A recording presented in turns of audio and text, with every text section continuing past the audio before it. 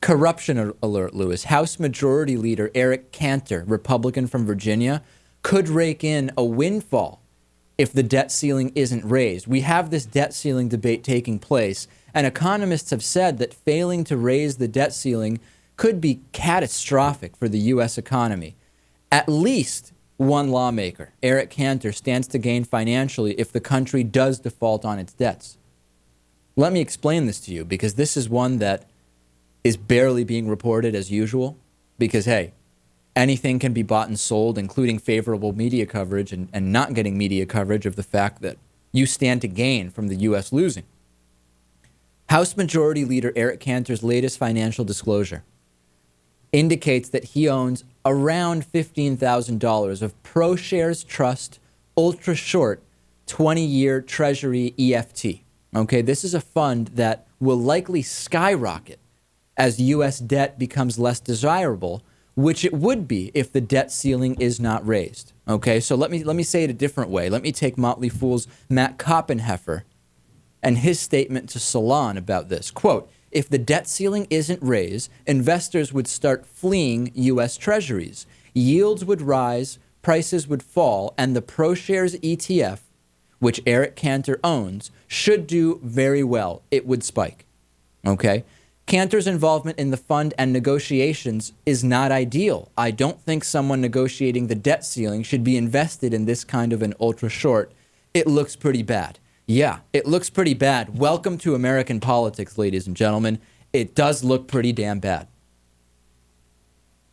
A man trying to decide the fate of a nation to make a little bit of money for himself. We're not saying that that is his motivation. We're saying he stands to gain from the result which would lead to the U.S. economy losing. We're saying it's an odd coincidence. It's an incredible conflict of interest. And Cantor pulled out of negotiations to raise the debt limit last week, saying now is the time for these talks to go into abeyance. Since that time, ProShares ETF is up a little over 3%.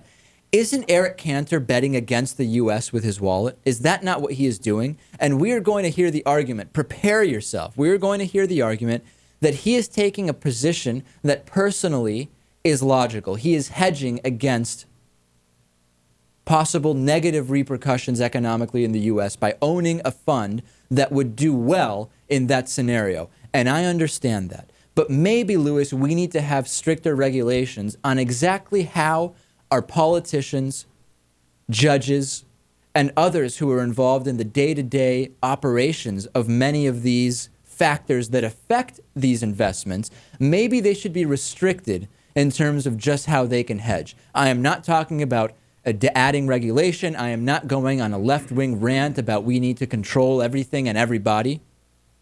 All I'm saying is there may be certain jobs and certain positions that one is in that require a little bit more separation from possible personal gain based on those decisions. That's what I'm saying. Okay.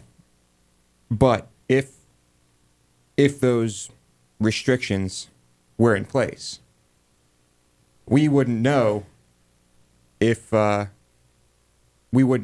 this conflict of interest existed at all.